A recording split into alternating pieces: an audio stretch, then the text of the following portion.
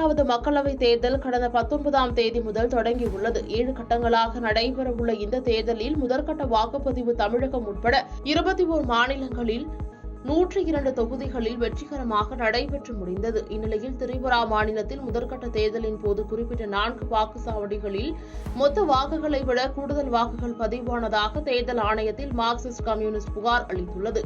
அந்த புகாரில் 545 வாக்காளர்கள் உள்ள வாக்குச்சாவடியில் 574 வாக்குகள் பதிவாகியுள்ளது என்றும் 1290 வாக்காளர்கள் உள்ள மற்றொரு வாக்குச்சாவடியில் 1292 வாக்குகள் பதிவாகியுள்ளதாகவும் புகார் அளித்துள்ளது.